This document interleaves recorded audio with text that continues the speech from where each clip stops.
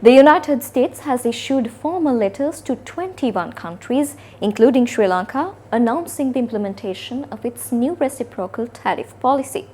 This move is part of a broader strategy to address global trade imbalances and protect U.S. economic interests.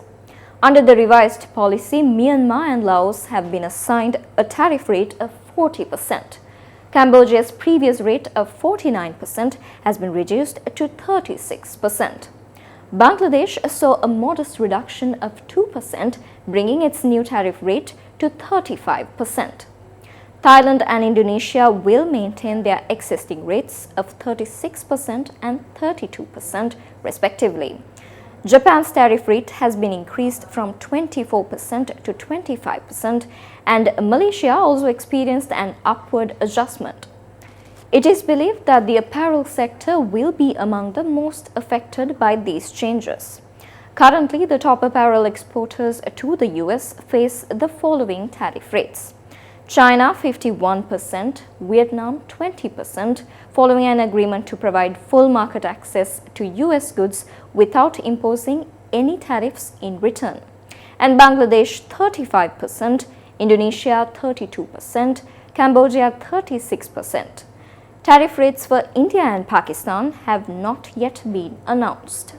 From 44 to 30 is obviously a very significant reduction.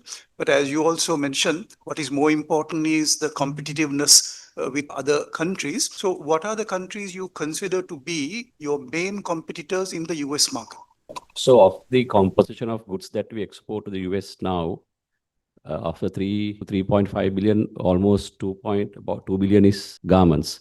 So we think our biggest competition for garments is coming from countries like India, Bangladesh, Vietnam, Cambodia. That is for mass market products. But Sri Lankan garments is a niche market. So to that text, so therefore we have some level of protection in terms of the duty and the pricing structure. But still overall, our competition comes from those countries. And that is why we need to make sure that the tariff structure that we get is competitive with those countries for us to remain competitive to the US market. So Bangladesh is 35%. Yes. So, but your problem is basically Vietnam 20 and India currently 26, but we don't know whether it will go up or down. So that is why, as the secretary mentioned, we have not stopped at 30%. In fact, it's a daily discussion. Next week, we are engaging back with the USTR and the discussion is ongoing. And our intention is to see that Sri Lanka gets the best rate. And our ambassador there is working 24 hours. Our team here works constantly on this. So our target is to bring it down below what has been proposed. So that is what the letters is open, saying how you continue negotiation. So we have to see what we offer, what we take from this. It's a balancing act that we have to take forward. To add on to that one, that is not only to Sri Lanka, so all the other countries as well. This is why it's important to look at it not in isolation, but that entire regional comparison also, how it has impacted the regional players. As a result, what is our competitive position going forward? සාමාන්‍යයෙන් දැන් අපි ඇමරිකාවට පනවන බදු ගැන ගද්දි 180ක් විතර බදු පැනීමක් කරනවා. මේක අපි අඩු කර ගැනීමක් සිදු කරලා තියෙනවද? ඒකත් තාම සාකච්ඡා මට්ටමේ තියෙන්නේ. 180ක් කියන එක වැරදි නම්බරයක්. ඒක අර Please note, the figure of 88% is incorrect. That number is based on the trade deficit, not the actual tariff rate. What we apply to US imports is the standard import duty, similar to what we apply to goods from other countries. So that needs to be clarified. අනයන බදු ප්‍රමාණය එහෙමයි තියෙන්නේ. තුමාගේ ලිපියේ සඳහන් වෙනවා මේ ලංකාව ඉදිරියේදී බදු ඉහළ දැමීමක් සිදු කරොත් මේ ගැන ආපහු මේ 130 බදු ඉහළ දම්මන බවට ඒ ගැන ඔබතුමාලා මොන විදිය තැනකද ඉන්නේ? ඒ ලියුම එහෙම තමයි ඔක්කොම රටවල ලියලා තියෙන්නේ. ඉතින් අපි එහෙම බලාපොරොත්තුවක් නැහැ ඒක රිටැලියේට් කරන්න. දැනට තියෙන බදු ප්‍රමාණයට මේ 130ක් එකතු වීමක් වෙන්නේ කියලා. එහෙමද වෙන්නේ? එහෙම නැත්නම් 130 විතරද බදු අපිට මේ වෙලා තියෙන්නේ? එකතු වීමක් තියෙන. දැන් තියෙන බදු වලට 131ක් වෙනවා.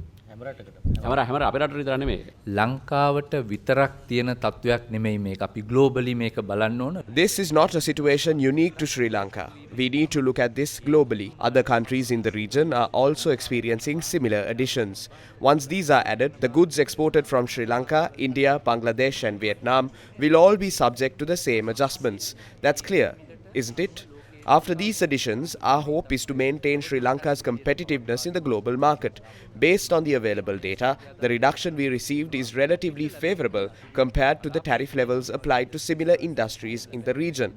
Our goal is to continue these discussions and ensure that Sri Lanka retains its competitive edge in international trade. ලංකාවට තිබුණු ජාත්‍යන්තරයේ තිබුණු තරංගකාරී තත්ත්වය ආරක්ෂා කරගෙන ඉදිරියට යාම තමයි ඒ තුලින් බලාපොරොත්තුව. We have consistently highlighted the potential impact of the United States' new tariff policy for over 3 weeks. At this juncture, it is essential that we approach the situation with wisdom, both as a nation and as people. What we are witnessing is not a one-time event, but part of a broader process. Yesterday's development was just one phase of that journey. As a country, we have successfully negotiated a reduction in the tariff rate from 44% down to 30%. Moreover, we now have a valuable window of opportunity to continue discussions until the 1st of August. It is within this context that our progress thus far must be understood.